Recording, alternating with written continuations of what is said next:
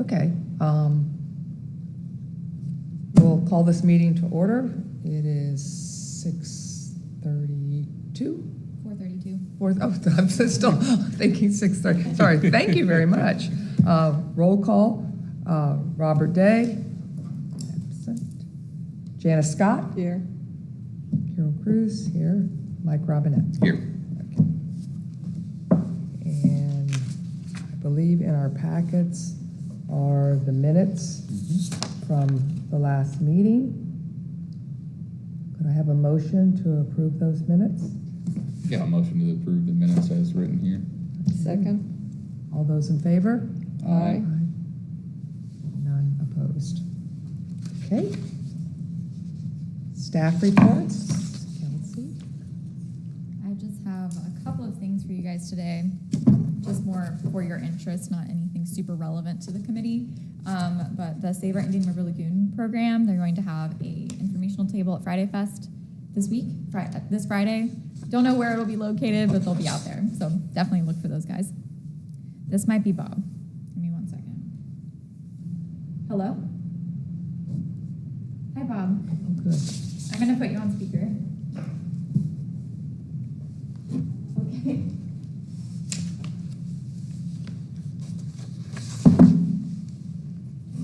Good evening, Bob. Good evening. Perfect timing. We just made a roll call, so you are marked present. Good, great. I'm in the land of Canadian smoke at the moment. You're in the what? The land of Canadian smoke. Oh, that's too bad. Okay. We were just getting started with Kelsey giving the staff reports, and the first thing she mentioned was that the Indian River Lagoon Marine Resources Council. The county. Oh, the counties, actually. Okay. Save Our Lagoon program. Okay, the Save Our Lagoon program. They're going to have a table at this Friday's Friday Fest. Good, great. Awesome. So I'll try to talk loud, Bob, so you can hear me. The next thing is, I'm sure you all are aware, in the North Thousand Islands, we've been doing that Living Shoreline project at McNabb Park. So since it is so close to the North Thousand Islands, I wanted to give you guys an update on how that's doing. So we have planted 2 different types of plants out there. We have Spartina, which is a grass, and mangroves, the red mangroves specifically, and they're doing really well. The Spartina is a 98% survival at this point, and those were installed in December of last year. So doing pretty well with restoration. Anything over 50% is like pretty good. So the mangroves, there's 2 different areas of them. One area is seeing about 80% survival, and I believe the other is about 94% survival. So we'll be getting a new monitoring report probably next month, and I'll update you guys. But we also have oysters out there. We put in 4,000 adult oysters and about 24,000 baby oysters. So there's a lot going on out there. UCF is monitoring that for us to see how they're doing and keep an eye on them, seeing if they're growing. The data that we got last month is suggesting that the baby oysters are in fact growing, which is really great to see. We're having kind of a good water quality year, so let's hope that that keeps up. If you have any questions about that.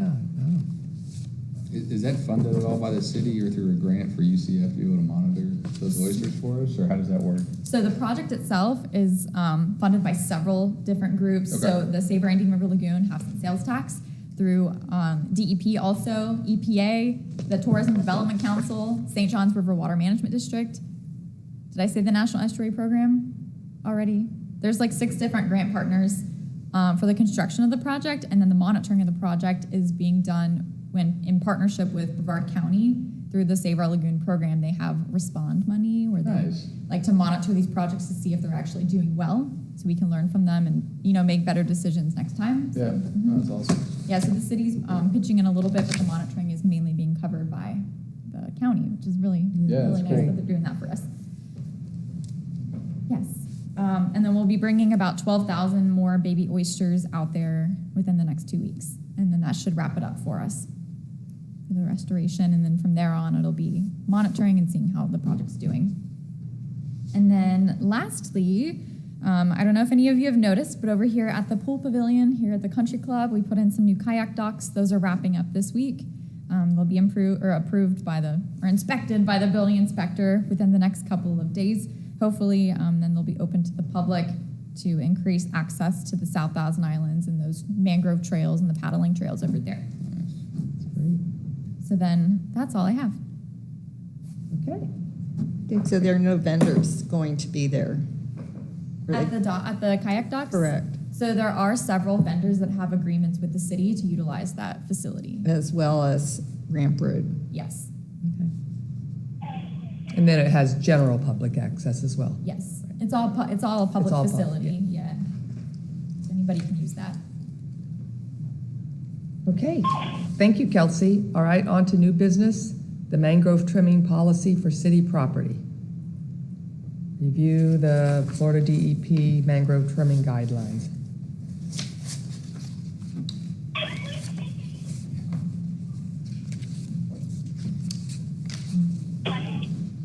And it is here in the package.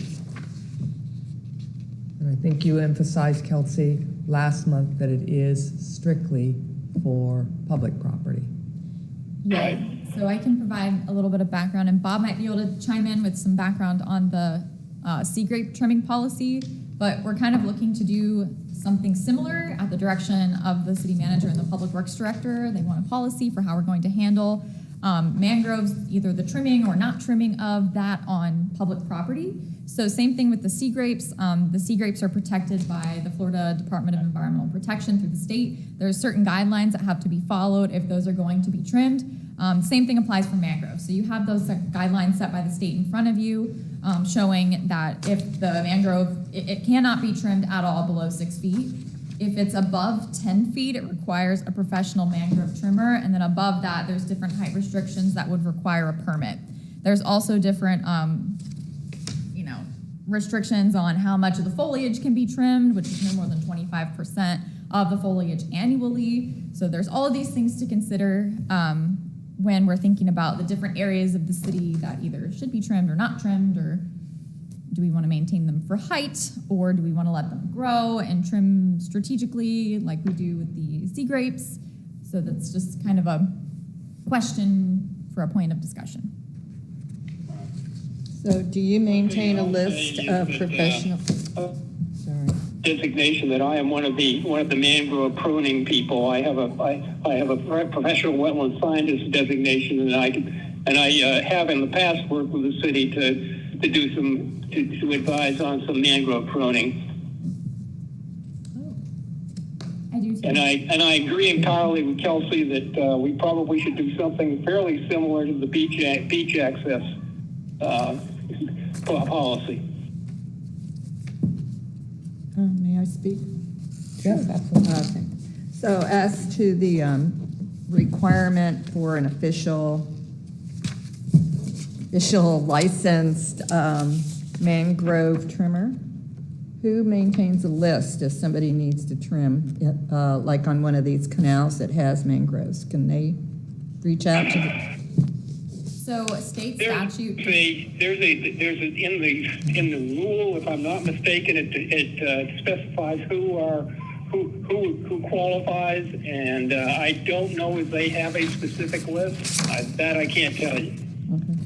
And as to the sea grapes, I've noticed, how the sea grapes do grow, and they're very prolific over the beach access ways.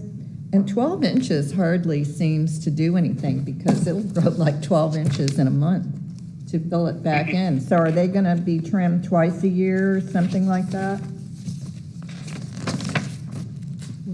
My thought would be you do it when it's necessary, not necessarily on a schedule.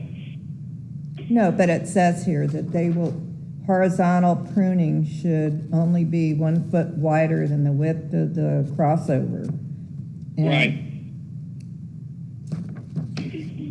Well, anyway, I just don't think 1 foot away from the crossover, if that's what that means, is enough, because it'll grow back 1 foot in a very short period of time. If they're only going to do it once a year, maybe it should be cut back, 18 inches to 2 feet because, or whatever, I mean, Well, that could be modified if that's the opinion of the group. well, if you've gone through the gauntlet enough, you know.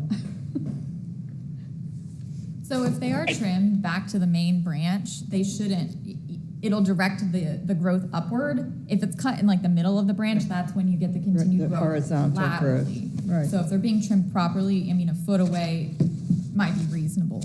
I think that's why that was chosen. Okay. But if the main branch is further than a foot away, should there be a caveat there? It does show the proper way to trim, and it's back to the main branch. Okay, So it should be trimmed back to that, because if you trim it in the middle of the branch, then it doesn't Correct, close properly. right. It's not good for the tree. right. Yeah. Yeah, it makes, there's a technical term for that ball of little branches that goes at the end when you improv, which is right. So Kelsey, when this is done, do you go there and oversee the trimmer? Sometimes. I don't have time to go to every beach access. Every city staff person on the landscaping crew, grounds maintenance, reviews this policy and signs off on it, so they know. Okay, that's good that, you know, I just wanted some clarification about who's in charge of this. So Janice, to your point, maybe that could just be modified. The horizontal pruning should only be, or any of it, should only be 1 foot wider, or back to the nearest main branch as appropriate. And that just gives the city leeway. I know they talk about it a little bit further down.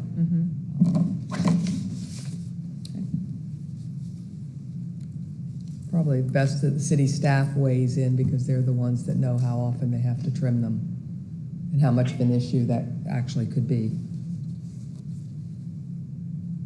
Okay, any further discussion on the information? So I guess what was from the city manager's standpoint, having the mangroves trimming put into the plan, is that has there been complaints about it, or are they looking for issues that have been identified they're trying to codify here so they have a way going forward, or what? Yeah, so sometimes we will get, complaints from members of the public that they want the mangroves trimmed because they don't have a view. Those were similar complaints that were received about the sea grapes, and continuing to cut large trees down to really low heights isn't always beneficial to shoreline protection. It's not beneficial to the plant, or blocking wind and some of the functions that these trees are meant to serve. So I think that was the main intent, is how are we going to handle this?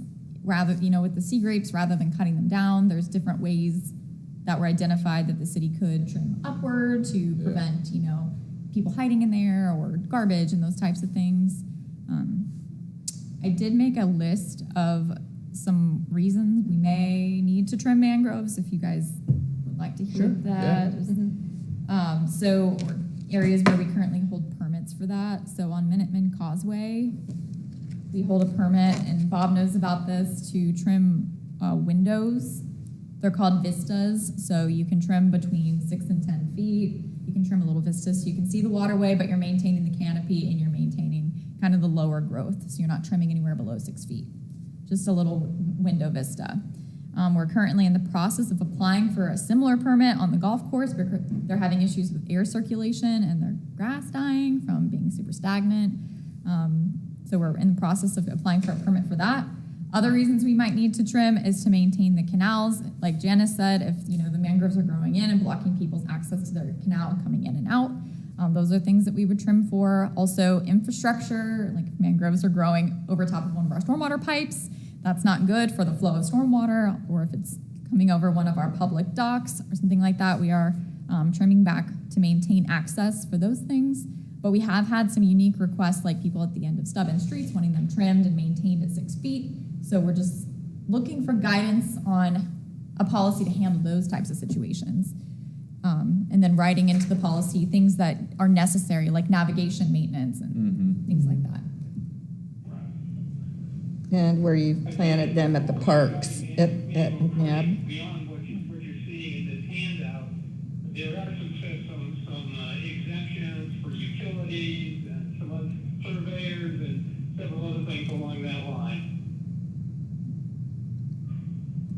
Yes. From an environmental standpoint, those folks that are the one-off that, are just doing it for beautification, having a view, I mean, do you have concerns with that from an environmental standpoint, like erosion control or at that height, or? And I'm not an expert by any means, but in my opinion, it just depends on the height of the tree. Yeah. Like you're not supposed to trim more than 25%. So if you have a really, really tall tree and you're trying to cut it down, you're gonna have it's gonna witch's broom, like Carol talked about.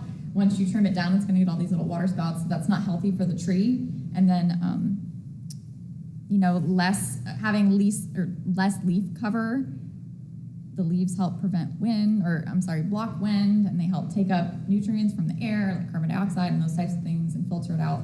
So overall, just, having a nice healthy tree is better for the shoreline and stabilization, rather than having a stressed out tree. Well, maybe that's something we could highlight in the plan is kind of anchor on that 25% reduction, right? I mean, no more than that, and that could be something that we could use when citizens come in to ask for, I just want a view. Okay, I understand that, but to a point, you're going to take away the integrity of these trees and lose the benefits that are there. So I mean, that's something we kind of highlight whenever we're going forward to kind of anchor on that. And then maybe that's a good point, that the city, maybe policy could accommodate the homeowner. If in fact it does not, then adversely impact the environmental benefits, which are, that you've already stated, and it would be detrimental to the tree if it was greater than that 25% threshold or whatever. So typically when they're really tall, like on Minuteman Causeway, we do the vista trimming. So you're maintaining canopy, but you can still have a view of the waterway. So, if it's tall, that might be better to do rather than just cut down the top of the tree. Year after year, that's really stressful on the tree.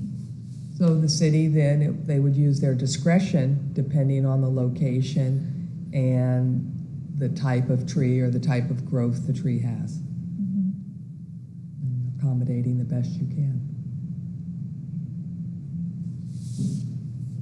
And the homeowner would not pay for that trimming, the city pays for it because it's still on the city property. Yeah, so that's another thing. And I That think is, yeah. That's what came up with these dune crossovers. Carol, you know how many dune crossovers there are in the city. We have to I keep do. Maintaining those, all the time.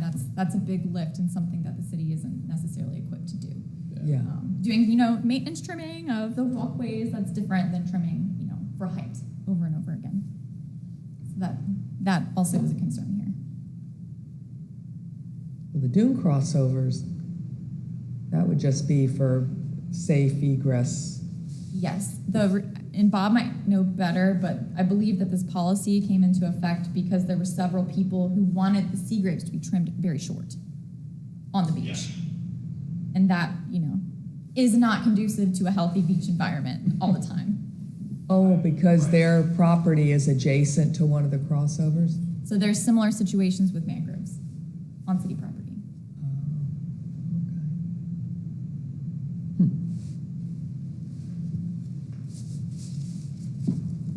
I personally thought the sea grape, I think they look great when they have that tunnel effect and you're coming through and you go, ah. Yeah, some of them look really good. Yeah. But I see the other perspective depending on your point of view, literally. Okay, any more discussion on the mangrove/sea grape trimming policies? Okay, moving on then. The North Thousand Island Management Plan update. You told us a little bit about the plantings.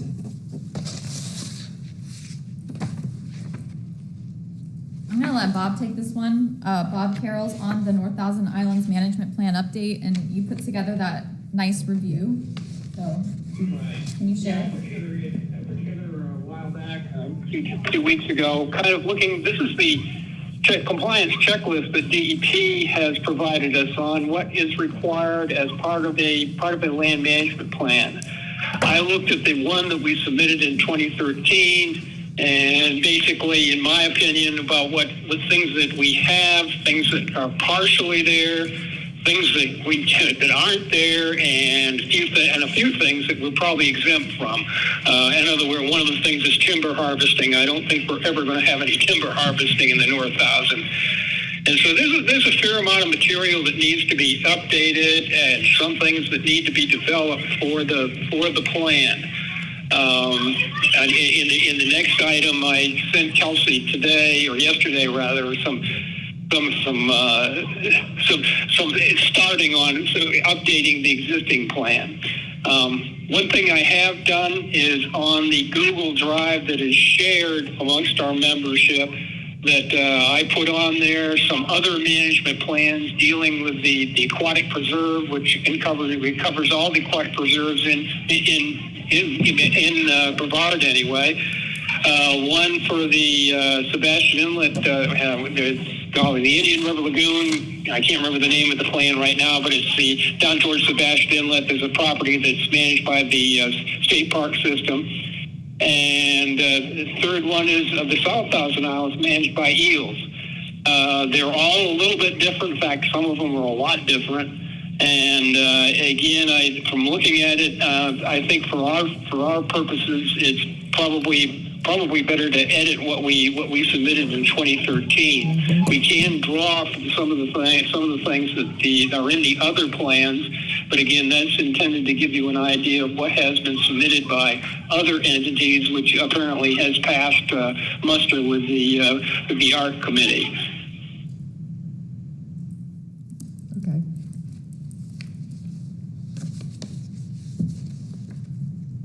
So, just so I'm clear, Bob already went through the land management compliance checklist and highlighted the colors where the current plan is either not, where it's not applicable or not in Yes. compliance? Bob put that together. That's Is that right, what okay. you did, Bob? Did I get that right? Yes, that's correct. Okay, And then this afternoon at maybe 3:30. Right, I right. sent you something else that Bob put together yesterday. okay. So our concerns are the yellow and the red. Right. Yeah. Right, and even some of the white probably needs some updating. It's not, some of the references are 10 or 15 years old or more, which there may be more current stuff. And again, some of the events some of the things that have occurred in the last 10, 12 years need to be recognized. Wow, okay. So can we just eliminate what you highlighted in green? And maybe there's some way to to hold the paragraph vacant and not renumber the whole?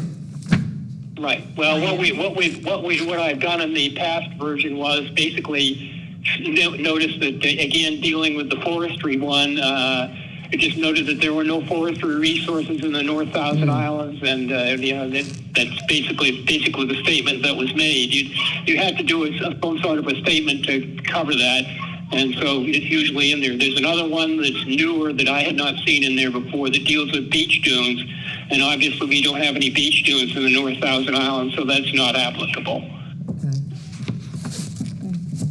That makes sense. And again, there'll be a short paragraph in the plans, stating that there are none of these resources occur in the North Thousand Islands. Therefore, we no need to talk about it. Okay. So I'm up here in the far north of the world, and I'm kind of limited on what I have access to. But I'll be plugging away at some more of this, and I will probably submit some additional stuff for next month's meeting as well. And just a question for Kelsey: had you talked to the folks with DEP and got any feedback on if they'll give us a little bit of time to put this together? I have not heard back from them, but I'm going to guess now since we're past the deadline, we do need time to work on it, so I would hope that they would give us that because we have nothing to give them. Yeah. Quite honestly, when we did, the last time we did this, it took at least a year to go through this, and looking at the things that are missing, I think it's probably going to be close to that length of time if we're meeting month to month to review this. That was what took a lot of time the last time, and I suspect it'll probably be the same way this time. Okay. I do think it's important to show, that we are working on it. we'll have minutes from the meetings that we can give to DEP to show that it's being actively worked on. Right, exactly, yeah.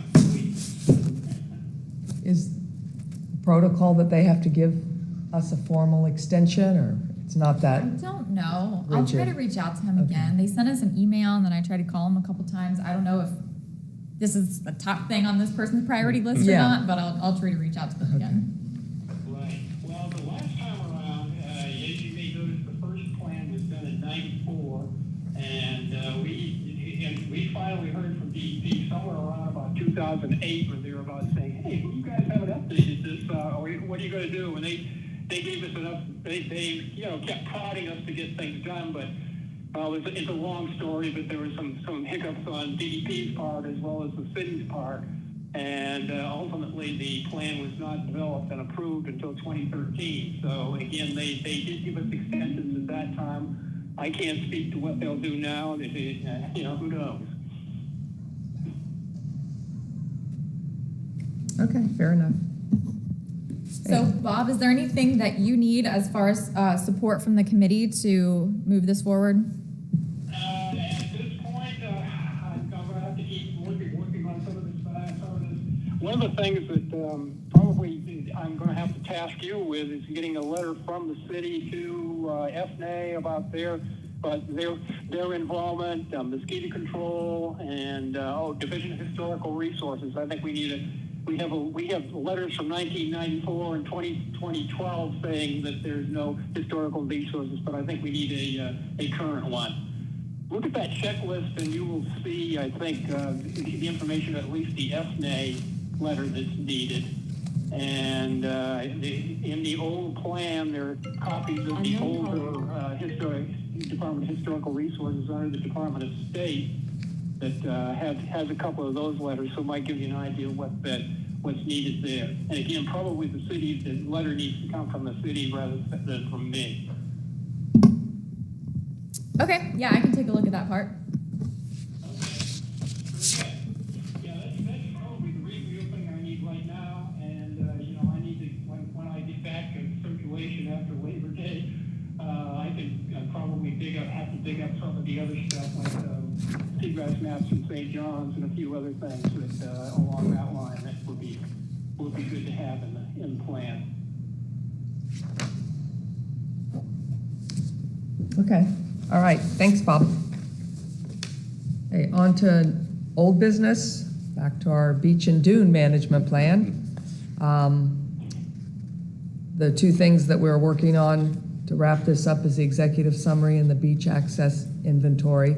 So, Mike, you're on for executive summary? Yep, so I will say I do have a draft of that. Great. Don't have it here, but I will, I guess, now that I know the proper protocol, send it to Kelsey for her to pass along to y'all this week, and then, any comments, please send back, and Okay. then I can just kind of keep working drafts over as needed, leading up to next meeting, and we can have that hopefully finalized. Perfect, you got it. So a draft, Kelsey will get a draft out. Yes, ma'am. I went over this, was going over this to look at the comments, and Carol, you did most of the work on this. Yes, so- I think this is really great to have this updated inventory of what's at which beach access.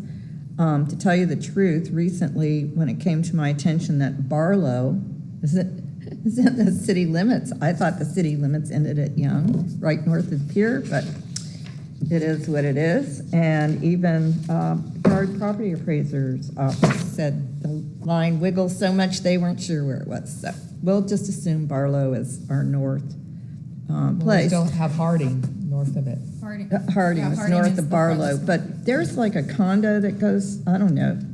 It's surprising that there's beach access there. Anyway, I was using my iPhone, which never has the correct total on anything mathematical I try and do on there, but I think it would be good to put a total of how many beach parking there is, maybe in the handicap as well. Just total it out at the end of this, because somebody says, hey, how many spaces are there, that we don't have to go back and add it up.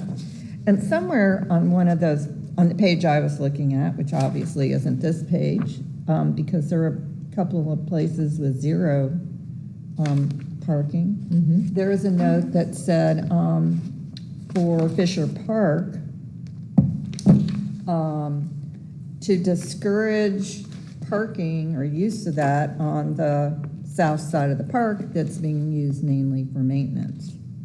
I don't know what that meant. but- So what, Was that the original and this is the update? right, I tackled it, that was the original. And then Okay. after going there and realizing if we get too far in the weeds, it gets confusing. So after our meeting last month, I, added, well, there's some additional staff notes there that I just wanted to keep in my mind.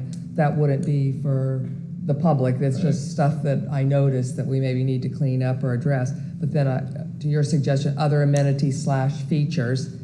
And then, for those big parks, there's just too much there. So like at Shepherd Park, instead of trying to detail each access point and the dedicated number of parking spaces, which there isn't, they're just big open lots, I just simply, and got from Kelsey, 300 plus spots, and there's a total of 8 handicap.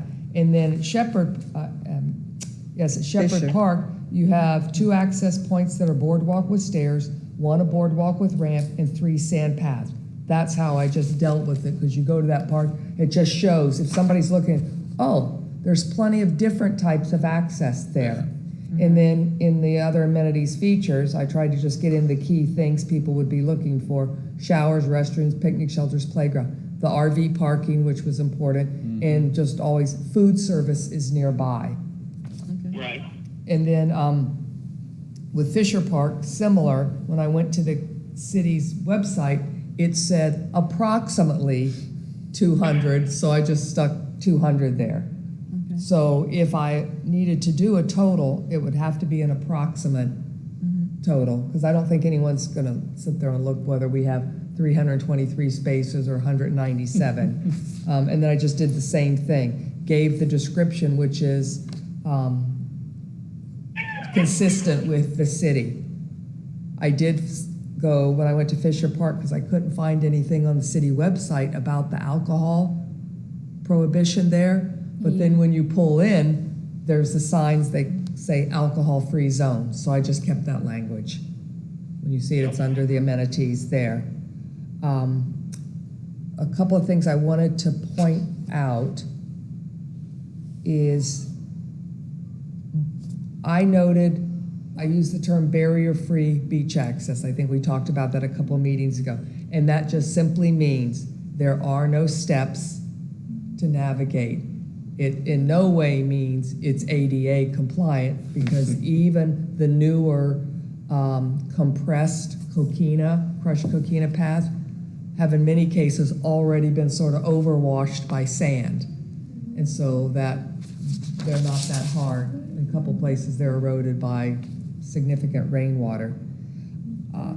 So barrier-free means there's no curb. You can come pull a wagon or anything straight across there. So, and Kelsey, then I went back when we talked about some curb cuts, and 14th Street South, it could be barrier-free, it needs 2 curb cuts. There. So that's how I was leaving that, unless anybody has any other suggestions. Trying to look at it from the perspective, if you're trying to look at this guide to see where you might want to go to the beach. As a matter of fact, when you get out of your car and you walk around with a little clipboard and a piece of paper, people are like, what are you doing? Right.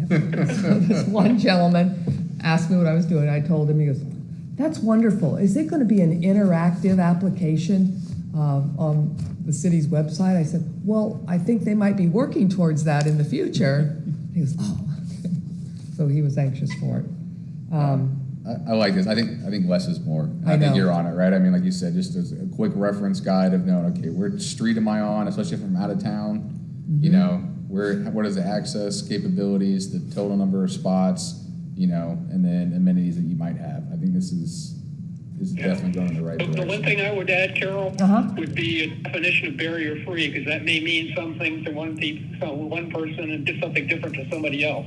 we're thinking alike. I thought about putting some kind of barrier-free or a definition of barrier-free, and then we can work on that. Okay. Well, going to the beach with the family, I think one of the things that is really important is having a restroom and a shower or fresh water. And I don't want to go back and revisit the whole thing, but am I missing that here? No, it's in the features. So because it's only a few of them, so Mead Park is at the pier, but I didn't start putting their amenities because they are a private entity and that could change and it didn't seem appropriate. What's a private entity? The Cocoa Beach Pier, Westgate, any of the showers, that's Like theirs. you could use it, but it's not city-owned. Correct. However, so you've got Shepherd Park, you can see that it says 5 acre park with showers, because that's absolutely big to people. Then I did add Marion Lane, which is right next to Shepherd. I thought it was important to note you have access to shower and restroom at Shepherd Park, because all you have to do is just walk around that little pole gate there, and you could use that. Right. And then plus they have a boardwalk pointing that you can walk along the boardwalk to the restrooms, which is pretty nice. And then Fisher Park has the showers. I always put showers as sort of the number one thing in the description. And that's all. And none of the stub-end streets. Nothing, Until no. you get down to 16th Street, which isn't ours. Right. But none of those other places have showers. We could add, so at Minuteman, there's the parking garage, that's like the public restroom there. Maybe we could add, showers and public restroom at parking garage. I don't know if you have that on there. No, let me see where I have. People in that area always ask me where the restroom Oh, is. you got Yes. public parking, I guess, with showers or? Yes, Yeah, okay, I simple say enough, paid yeah. public parking with showers and paid public parking with showers. And food service nearby. I think Okay. that's good. Okay, That's a good okay, point. good Kelsey. point, yes.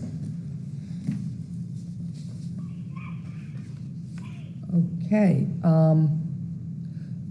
so the other thing I wanted to bring up, in relation to the dune management plan, the beach plan, is as a result of going through all this, I went back and looked at the recommendations, and plus we talked about trying to get a little bit more granular and specific with very measurable objectives.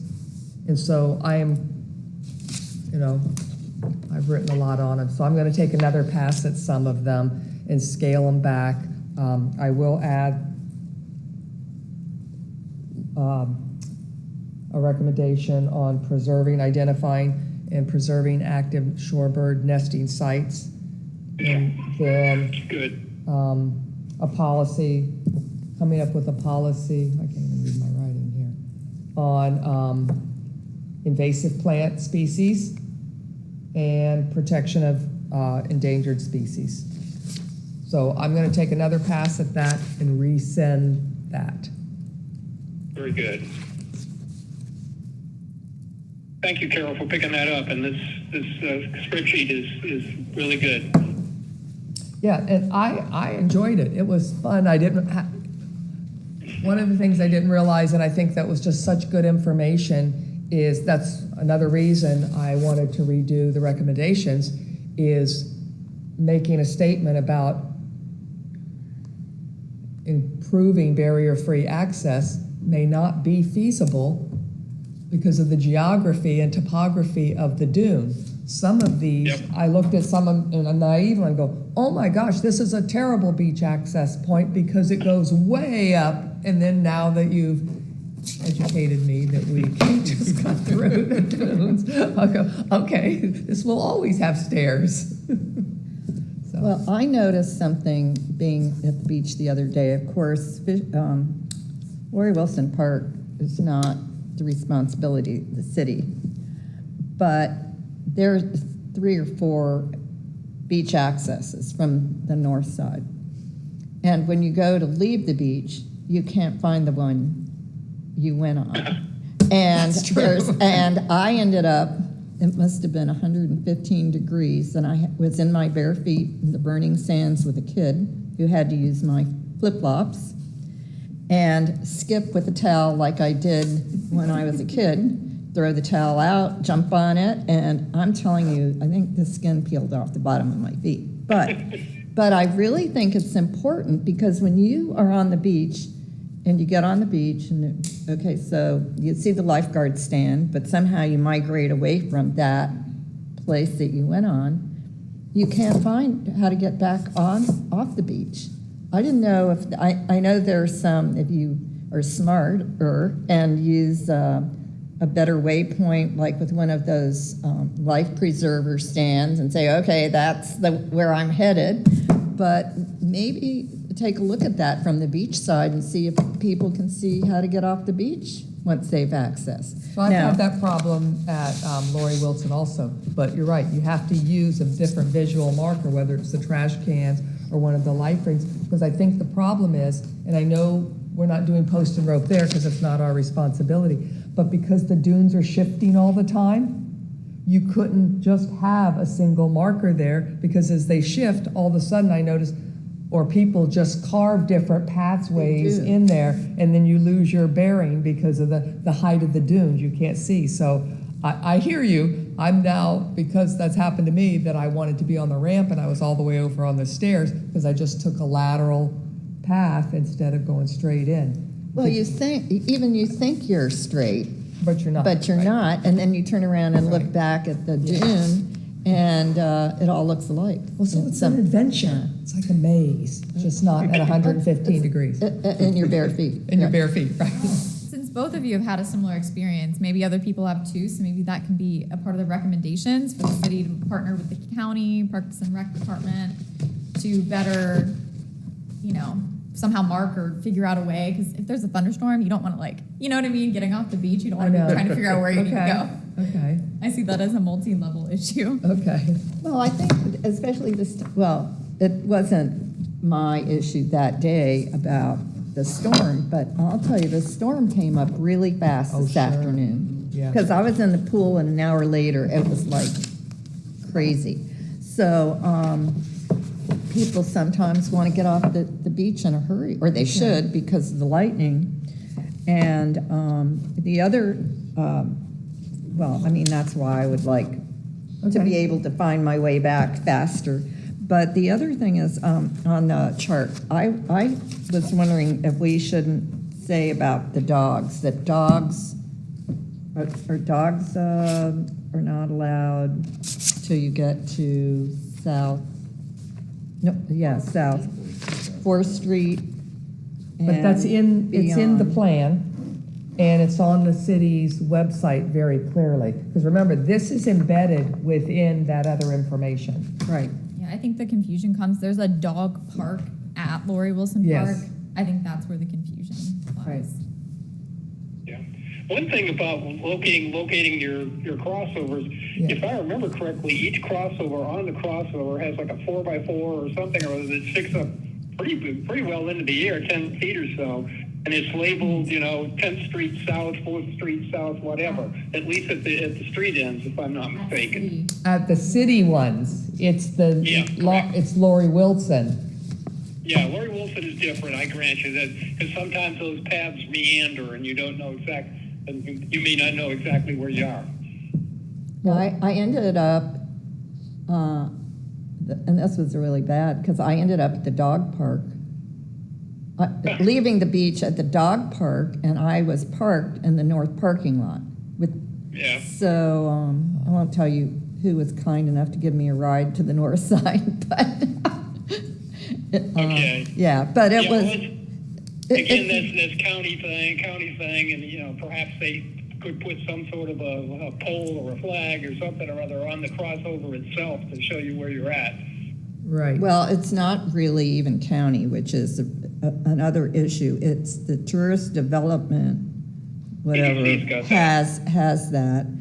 And I was going to try and chat with Peter Kranis about it, but I couldn't get a hold of him today. But a So- great solution is simply to do those same polls because people are used to them. So I'll just add that into the recommendation in cooperation with the county to come up with some kind of identifier, maybe consistent with the cities. Those are what, 2x2s? I think they're 4x4s. Maybe I'm wrong. Maybe just call And them it looked like it. identification posts. No, in any case, they're painted. They have the number of the street name painted on them. So Okay. yeah. Okay. All right, I'll add that to the recommendation list. Good point, Jan. Okay.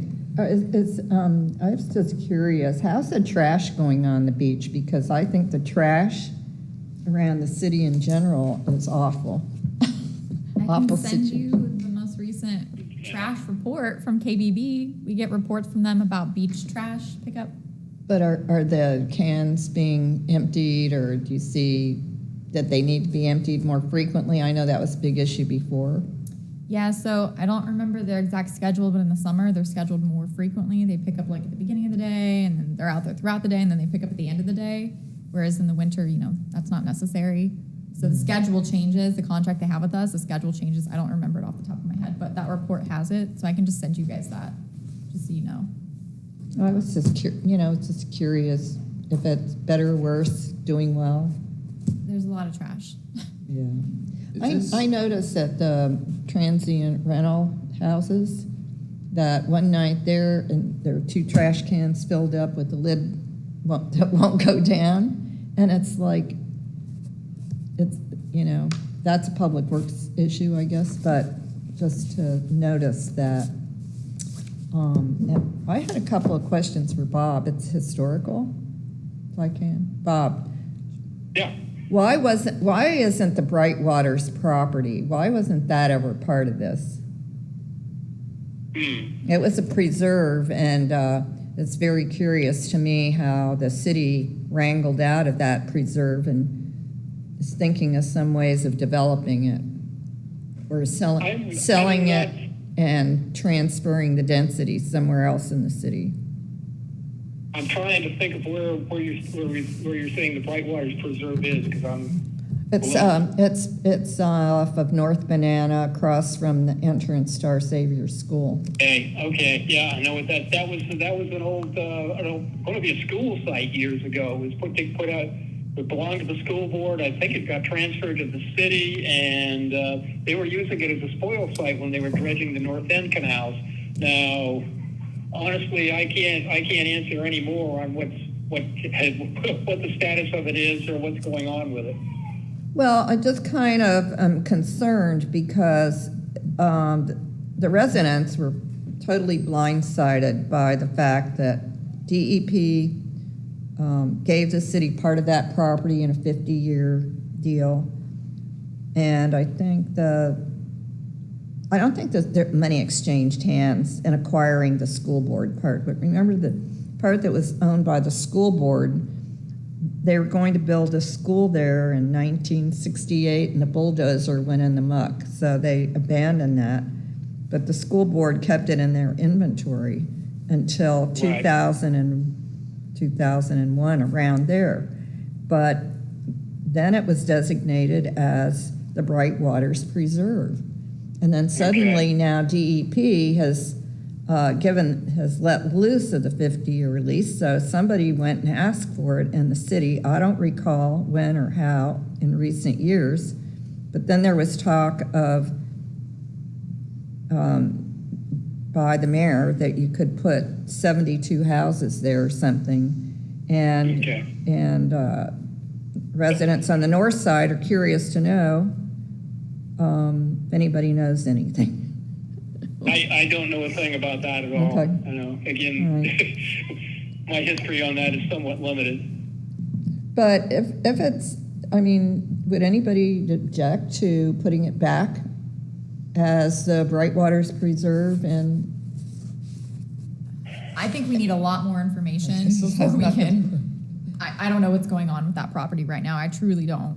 well, the residents don't know either, and their vehicles. The city did use it for a spoil site for the dredging on the north side, and dredge material was drained basically, and then they hauled away the dried out material somewhere, somehow.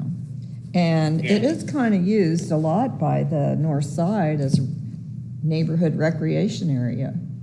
But Right. I just, people wonder, Well, to and me- I'd like to know how to find out and how to, if possible, put it back under the auspices of preserved land. I can definitely do some digging and see if I can find any type of Okay. DEP agreement So for I- preserve. I just don't, I've never heard that, so I need to ask around. Okay, Yeah.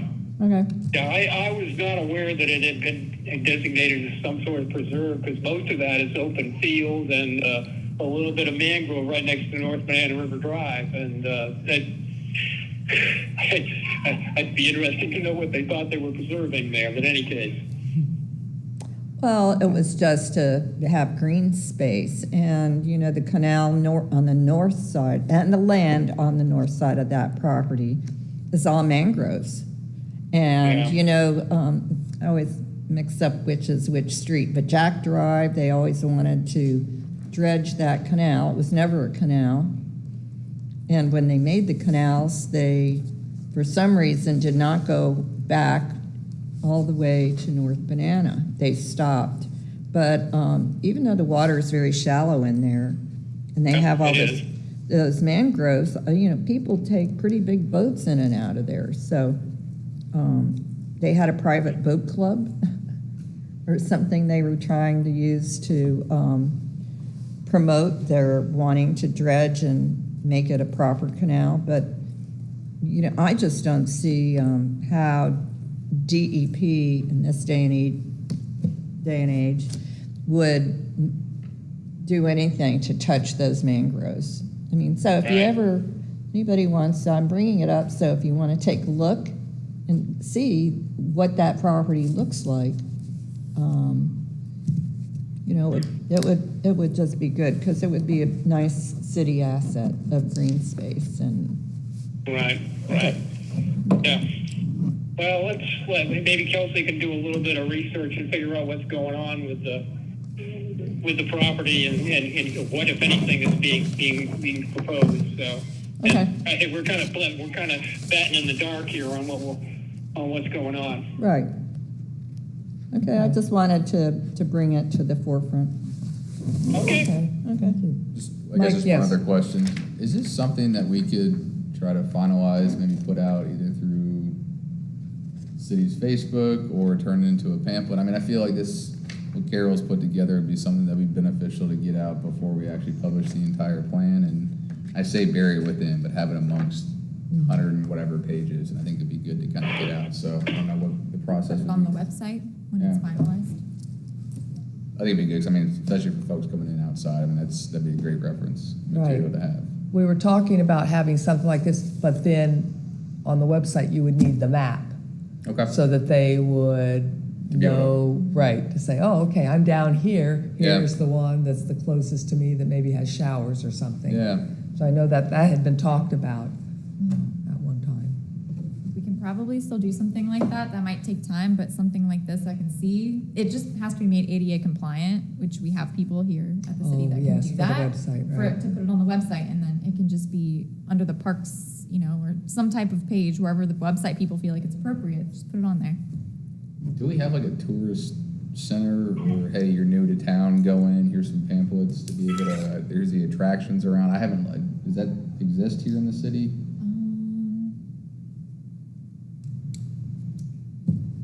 This is probably getting to like leisure services stuff, but I'm just thinking like, where would people from out of town go to access something like this outside of if it was in a I don't think pamphlet there's format? anything that the city has, but Okay. I would imagine, and I haven't been in there, they're in some of the hotel lobbies. Right. And then isn't there a visitor center that's closer to the port? Yeah. If you come on, it says visitor center. I don't know who runs that or. Yeah. Yeah, I'll do some looking. I was just curious. Yeah. The only other thing, I had modified the title and wrote city-owned beach access locations. But from Yeah. a tourist perspective, Public. the fact that we don't have the county parks in there, to me, might be confusing. If you were using it, I think any one of us looking at that, well, wait a minute, where is Lori Wilson Park? Or I passed this giant park, it's not even there. So I just don't know how the city, in the plan it's dealt with that it's a county-owned Right. facility, but if we were using just a quick guide, But it could be simple enough, you took off the city-owned, just keep it as beach access, and then if you're gonna have deer down at the bottom already and define what barrier free is, just have like an asterisk next to the couple Correct. county And parks. they then say just- county- Right, just so it'd be like that, but Right. yeah, good point. yeah, Well, there are no county parks listed here. that's what, Yeah, and if you want, I just have to weigh in on Lori Wilson. If you look at, just Google Lori Wilson and see what it said about that on, what are those things? I forget the names of those websites, but when it comes up, oh, the best free bargain in all of you ever saw, and if you want to go there, you better go before 8 o'clock Saturday morning, because it is packed with people from Orlando or from outside of Brevard County for the main, maybe one or two cars are from Brevard. It is the best bargain, free, and they make emphasis of free, free, free. I think people go online, I don't know, there are so many signs. If you go to 16th Street, that's the first county park going south. I used to like to go there. It really looks like a dump right now. The boardwalk's mainly all covered is over. that Mercy Park? Mersky Park, yeah. And the signs, you'd have to stand there for 10 minutes to read all the do's and don'ts. And now there's a big sign up about, that indicated to me, after not having been there since they removed the lifeguard stand, about vandalism or theft in your car, breaking into your car. So, I don't know. The county's got some initiatives going about what they want to do with their parks, and I wouldn't want the city to spend any money yet to advertise for the county. So Janice, both of those points you bring up are in our beach plan recommendations. And the first is looking at paid parking in collaboration with the county. So the county new budget, and I reread the article, they're shifting a lot of the lifeguard responsibility over to the cities, but at the same time, because of all the recent deaths and the beaches are so used, they are needing more resources for more lifeguards, more lifeguard stands.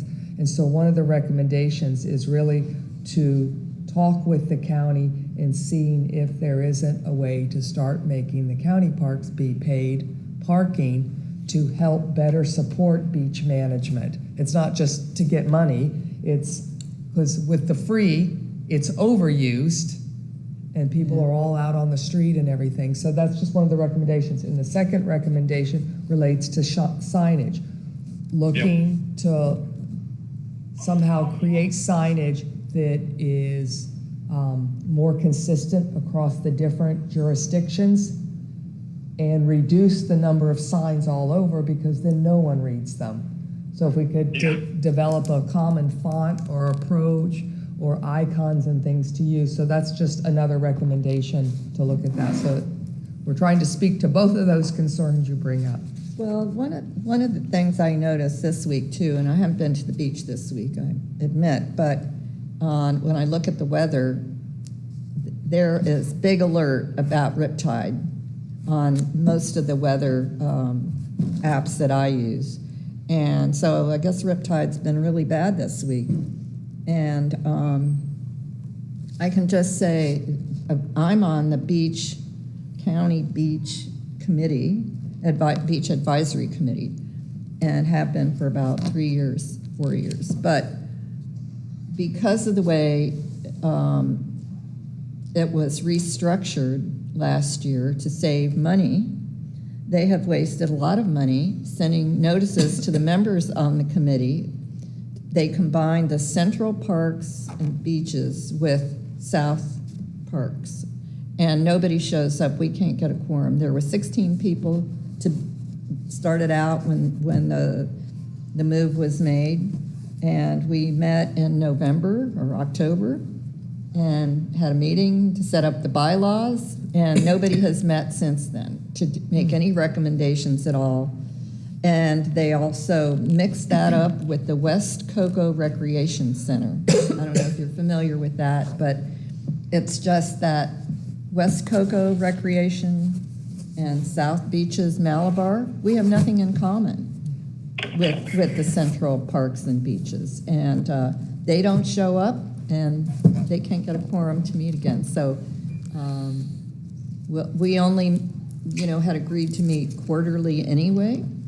And I guess our second meeting will be an annual meeting to approve the bylaws.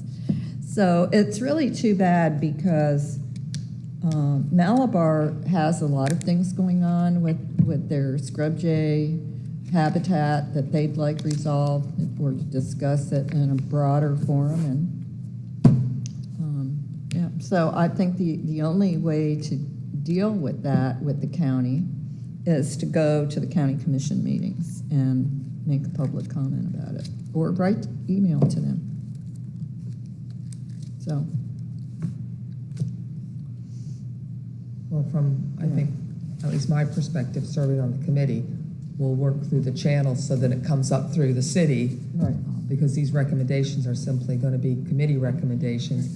And then there are things in here that are aspirational but may in fact not be feasible, or something else may be already going on we're not aware of. So I would imagine staff will go through these and make modifications as appropriate to come up with a plan of things that maybe can be achievable. Have you all heard, except through the grapevine, about the city having to pay for the lifeguards in Cocoa Beach? Well, it's official. It's official. That was passed. As a matter of fact, the article Bob sent that Kelsey passed on was the similar article that I read, and I just read another one, Brevard County passing their $2 billion budget, and it talked about the focus on beaches and parks, the resources going, and they mentioned that the resources for the beaches was to add more full-time lifeguards and add additional lifeguard stations on some of the county beaches. And then the 3 municipalities are going to share this burden of increased cost to manage lifeguards. Was that a city communication, a county communication, Florida Today? I mean, It was in Florida Today. At Whitsey. We haven't put any CBNN out about that or anything, but there is a budget workshop tomorrow. It may come up then. The fire department handles the lifeguards and the lifeguard budgets. It sure, because it's not in effect until this coming budget year. Yeah. Well, see, that's what I'm saying. I've heard a lot and been told a lot through the grapevine, but I haven't seen any official communications from among the city and the county, or how the county notified the city or anything. Well, we don't have an approved budget. That's true. at That this wouldn't be point, till so September. Tomorrow. There's a workshop tomorrow, but it doesn't yeah. mean that everything's going to be finalized there. Right. So I would imagine it would be brought up. those would be good questions to ask there, because like I said, that's like the fire chief, the deputy fire chief, commissioners. That's it's a public safety thing. It is. It has to, kind of has to happen. So. Yeah. Well, it really is, and this is a quasi-city issue concerning Mirsky Park, is that the city provides the safety, police and fire rescue to both Lori Wilson and Mirsky Park. And, I didn't realize that they'd taken the lifeguard station out of Mirsky Park, but it's gone. So that was kind of interesting to me. And, Is that a seasonal station, though? I thought it not was the head year-round. I station. really thought it, anytime I went there in recent years, it was always there. I'd like to go there a lot because the beach is very flat. But anyway. Well, if you look at that article that was forwarded, from Kelsey, or from Bob through Kelsey, it mentions the guarded beaches that Brevard is managing. I just don't remember. It was a proposal, though, from the county. Well, anyway, Yeah. Kelsey, could you send it to me again, please? Yeah, I don't know much about this topic, I'm Right, sorry. yeah, she has enough going on. Yeah. Okay, so Okay. I guess that was committee member announcements. We'll jump back up. Okay. We have no members of the public, other than this young gentleman over here. 12-year-old So- grandson. Right, no public comment. Any other committee member announcements? Any other business to discuss? Good. Bob? Good. I'm good. Okay, all right. Hope the air clears for you. Yes, we hope so. Unfortunately, if it clears for you, that means it's moving somewhere else. Someone else is gonna have a problem. Okay, in that case, could I have a motion to adjourn? Got a motion to adjourn? Second? All those in favor? Aye. Aye. We're adjourned. Aye. Thank you, Bob. Thank you, guys. Okay, bye. Oh,